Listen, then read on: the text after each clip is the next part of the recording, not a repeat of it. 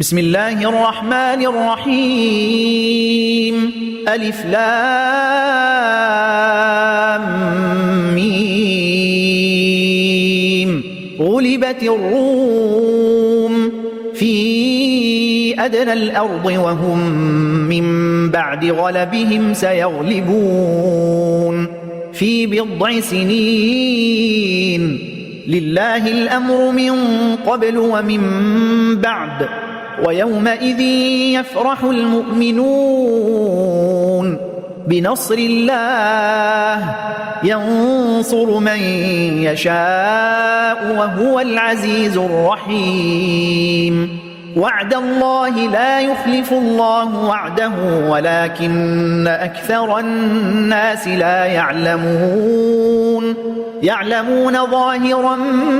من الحياة الدنيا وهم عن الآخرة هم غافلون أولم يتفكروا في أنفسهم ما خلق الله السماوات والأرض وما بينهما إلا بالحق وأجل مسمى وإن كثيرا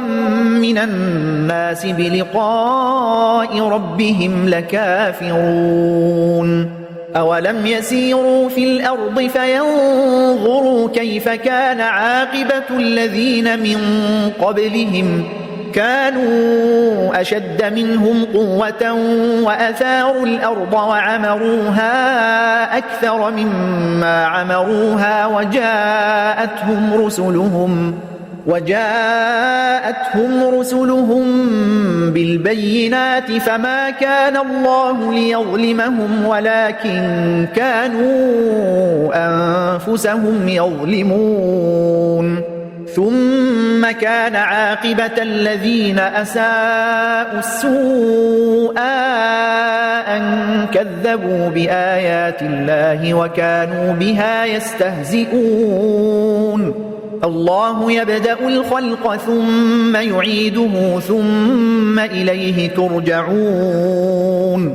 ويوم تقوم الساعة يبلس المجرمون ولم يكن لهم من شركائهم شفعاء وكانوا بشركائهم كافرين ويوم تقوم الساعة يومئذ يتفرقون فأما الذين آمنوا وعملوا الصالحات فهم في روضة يحبرون وأما الذين كفروا وكذبوا بآياتنا ولقاء الآخرة فأولئك في العذاب محضرون فسبحان الله حين تمسون وحين تصبحون وله الحمد في السماوات والأرض وعشيا وحين تظهرون يخرج الحي من الميت ويخرج الميت من الحي ويحيي الأرض بعد موتها وكذلك تخرجون ومن آياته أن خلقكم من تراب ثم إذا أنتم بشر تنتشرون ومن آياته أن خلق لكم من أنفسكم أزواجا لتسكنوا إليها وجعل بينكم مودة ورحمة إن في ذلك لآيات لقوم يتفكرون ومن آياته خلق السماوات والأرض واختلاف ألسنتكم وألوانكم إن في ذلك لآيات للعالمين ومن آياته منامكم بالليل والنهار وابتغاؤكم من فضله إن في ذلك لآيات لقوم يسمعون ومن آياته يريكم البرق خوفا وطمعا وينزل من السماء ماء فيحيي به الأرض بعد موتها إن في ذلك لآيات لقوم يعقلون ومن آياته أن تقوم السماء والأرض بأمره ثم إذا دعاكم دعوة من الأرض إذا أنتم تخرجون وله من في السماوات والأرض كل له قانتون وهو الذي يبدأ الخلق ثم يعيده وهو أهون عليه وله المثل الأعلى في السماوات والأرض وهو العزيز الحكيم ضرب لكم مثلا من أنفسكم هل لكم مما ملكت أيمانكم من شركاء فيما رزقناكم فأنتم فيه سواء تخافونهم كخيفتكم أنفسكم كذلك نفصل الآيات لقوم يعقلون بل اتبع الذين ظلموا أهواءهم بغير علم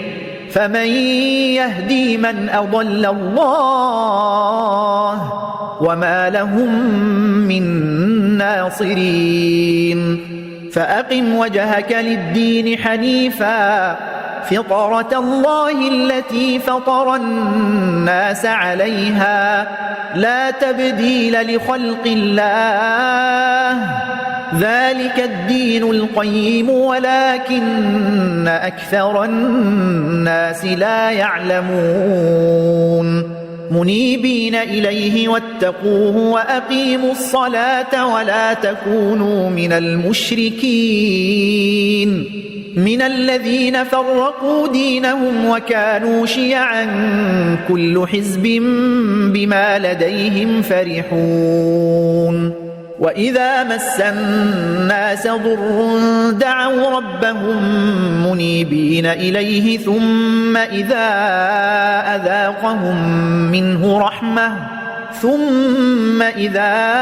أذاقهم منه رحمة إذا فريق منهم بربهم يشركون ليكفروا بما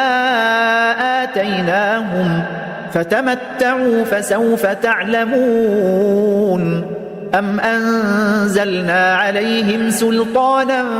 فهو يتكلم بما كانوا به يشركون وإذا أذقنا الناس رحمة فرحوا بها وإن تصبهم سيئة بما قدمت أيديهم إذا هم يقنطون أولم يروا أن الله يبسط الرزق لمن يشاء ويقدر إن في ذلك لآيات لقوم يؤمنون فآت ذا القربى حقه والمسكين وابن السبيل ذلك خير للذين يريدون وجه الله وأولئك هم المفلحون وما آتيتم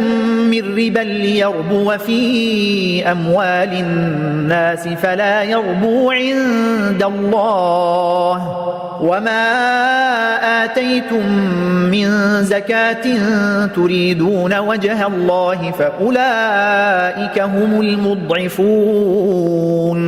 الله الذي خلقكم ثم رزقكم ثم يميتكم ثم يحييكم هل من شركائكم من يفعل من ذلكم من شيء سبحانه وتعالى عما يشركون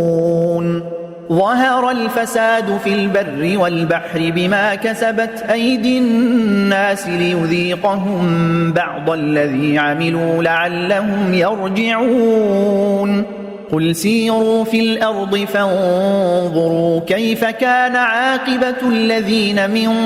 قبل كان أكثرهم مشركين فأقم وجهك للدين القيم من قبل أن يأتي يوم لا مرد له من الله يومئذ يصدعون من كفر فعليه كفره ومن عمل صالحا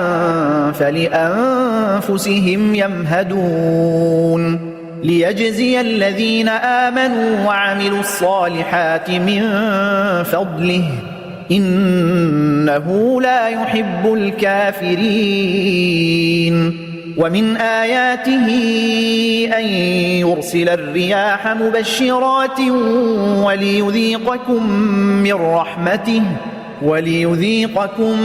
من رحمته ولتجري الفلك بأمره ولتبتغوا من فضله ولعلكم تشكرون ولقد أرسلنا من قبلك رسلا إلى قومهم فجاءوهم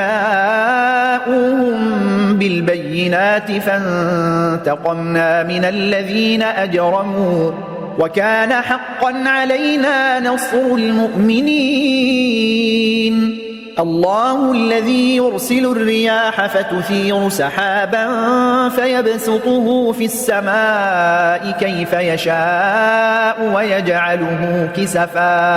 ويجعله كسفا فترى الودق يخرج من خلاله فإذا أصاب به من يشاء من عباده إذا هم يستبشرون وإن كانوا من قبل أن ينزل عليهم من قبله لمبلسين فانظر إلى آثار رحمة الله كيف يحيي الأرض بعد موتها إن ذلك لمحيي الموتى وهو على كل شيء قدير ولئن أرسلنا ريحا فرأوه مصفرا لظلوا من بعده يكفرون فإنك لا تسمع الموتى ولا تسمع الصم الدعاء إذا ولوا مدبرين وما أنت بهاد العمي عن ضلالتهم إن تسمع إلا من